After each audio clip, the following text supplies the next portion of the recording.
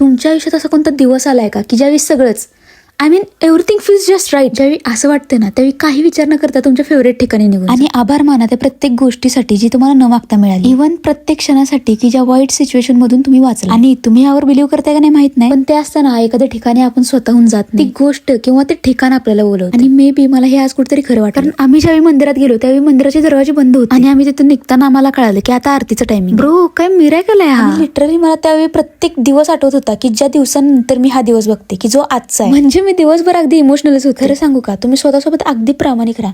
म्हणजे बऱ्याच वाईट गोष्टी होतील आयुष्यात, पण एका पॉइंटला येऊन ना सगळं चांगलं होणार. मे बी एक हिडन पॉझिटिव्ह एनर्जी तुमचा प्रत्येक स्ट्रगल बघणार आहे, तुमचं पेशन्स बघणार आहे, आणि त्यानंतरच त्या गोष्टीसाठी तुम्ही कॅपेबल आहात का, किंवा त्या गोष्टीला तुम्ही कसं हँडल करतायत. अर्थात तुम्हाला त्या गोष्टीची किंमत कळल्याशिवाय ती गोष्टी तुम्हाला भेटणार नाही असं म्हणू शकतो. म्हणून ज्यावेळी शक्य होईल ना त्यावेळी थँकफुल राहता प्रत्येकाचे, ज्यामुळे तुमचं चांगलं झालं. आणि एखाद्या गोष्टीसाठी जर तुम्ही खरंच पेशन्स ठेवलेत विदाऊट एनी वाईट इंटेन्शन, तर ते तुम्हाला ना एका चांगल्या वेळेला रिसीव्ह होणारच आहे. बस इतकंच. खरं तर हे माझ्या कंटेंटच्या बाहेरचं आहे, पण मला हे तुमच्यासोबत शेअर करायचं. आणि thank you for you also for your kindest support ever.